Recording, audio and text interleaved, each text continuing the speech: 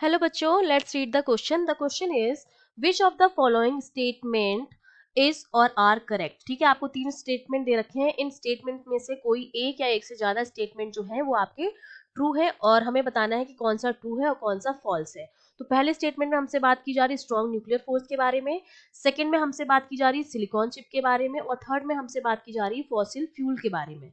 ठीक है, तो इस क्वेश्चन को सॉल्व करने के लिए हमारा जो की कॉन्सेप्ट रहेगा वो हमारा क्या रहेगा कि जो भी हमें स्टेटमेंट दे रखे हैं उसमें जो चीज जो वर्ड यूज हो रहा है उस वर्ड का हमें क्या पता होना चाहिए, मीन पता होना चाहिए। ठीक है, और उसको हमें क्या करना है, एक्सप्लेन करना है। ठीक है, तो सबसे पहले हमसे बात की जा रही है न्यूक्लियर फोर्स के बारे में जो कि हमारा है स्ट्रॉन्ग न्यूक्लियर फोर्स। ठीक है, स्ट्रॉन्ग न्यूक्लियर फोर्स।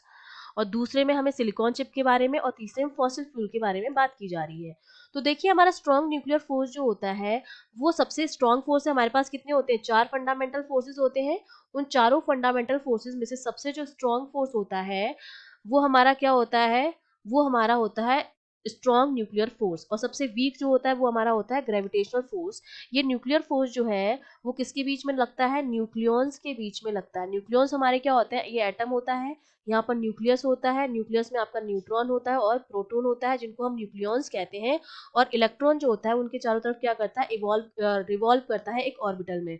तो न्यूक्लियॉन्स के बीच में जो लगने वाला फोर्स होता है वो हमारा होता है न्यूक्लियर फोर्स। ये क्या करता है, प्रोटॉन और न्यूट्रॉन के बीच में लगता है, जिसकी वजह से हमारा एटम जो होता है वो क्या रहता है, स्टेबल रहता है। ठीक है, तो हमारा जो फर्स्ट है कि strong nuclear force bind proton and neutrons in a nucleus, वो हमारा बिल्कुल क्या हो जाएगा, ट्रू हो जाएगा, ट्रू।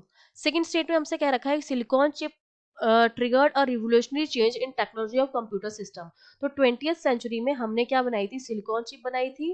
ठीक है, इस सिलिकॉन चिप को हम यूज करते हैं कंप्यूटर सिस्टम में, कंप्यूटर सिस्टम में, जिसके बाद से कंप्यूटर सिस्टम में काफी ज्यादा इवॉल्वमेंट हुआ था, काफी ज्यादा जो हो गया विकसित हो गया था हमारा computer system by after using this silicon chip. तो ये क्वेश्चन भी बिल्कुल करेक्ट है और सिलिकॉन चिप हमारी जो है वो 20th सेंचुरी में ही बनी थी, तो ये भी हमारा क्या हो जाएगा, ट्रू हो जाएगा। थर्ड स्टेटमेंट में आपसे बात की जा रही है फॉसिल फ्यूल के बारे में। तो देखिए, हमारे पास जब हम फ्यूल की बात करते हैं तो हमारे पास दो तरह के होते हैं, एक तो होता है रिन्यूएबल और एक होता है नॉन रिन्यूएबल। तो हमारे जो फॉसिल फ्यूल होते हैं वो हमारे नॉन रेन्यूअल होते हैं, मतलब जिनको हम दोबारा नहीं बना सकते हैं। वो हमारे जो मतलब एक बार अगर खत्म हो गए तो वो खत्म हो गए। ठीक है, वो दोबारा नहीं, जैसे सोलर है, सोलर एनर्जी है, वो हमारा रेन्यूएबल है। वो क्या होगा, क्योंकि सन तो कभी खत्म हो नहीं सकता है, तो वो एनर्जी को हम बार बार क्या कर सकते हैं, प्रोड्यूस कर सकते हैं। लेकिन जो मेरा फॉसिल फ्यूल होता है वो रिन्यूएबल होता है, मतलब इसकी सप्लाई जो होती है वो क्या होती है, लिमिटेड होती है। ठीक है, लिमिटेड सप्लाई होती है। और ये हमारा कैसे बनता है फॉसिल फ्यूल, जो हमारे पेड़ पौधे होते हैं, जो एनिमल्स होते हैं, जब वो डाई हो जाते हैं तो ग्रेजुअली क्या होते हैं, बरीड हो जाते हैं और एक रॉक की एक लेयर्स बन जाती है। ठीक है, उस तरह से हमारे फॉसिल फ्यूल बनते हैं। फॉसिल फ्यूल हमारे नॉन रिन्यूएबल होते हैं, मतलब इनकी सप्लाई बहुत लिमिटेड है और इवेंचुअली ये क्या हो जाएंगे, खत्म हो जाएंगे, they will run out. Eventually धीरे धीरे इनका जो होगा अस्तित्व खत्म हो जाएगा, क्योंकि हमारे ये डिकम्पोजिशन से बन रहे हैं प्लांट और एनिमल्स के, और वो भी मिलियन ऑफ ईयर्स एगो। जब वो मिलियन ऑफ ईयर्स एगो जब दबे रहते हैं एक के बाद एक ऊपर एक के ऊपर एक, तो इस तरह से एक फॉसिल रॉक की क्या एक लेयर्स बन जाती है। तो हमारा ये भी बिल्कुल सही है कि जो फॉसिल फ्यूल है वो बहुत ही जल्दी ड्विंडलिंग, मतलब क्या हो रहा है, खत्म हो रहे हैं fast, and there is urgent need to discover new source of energy.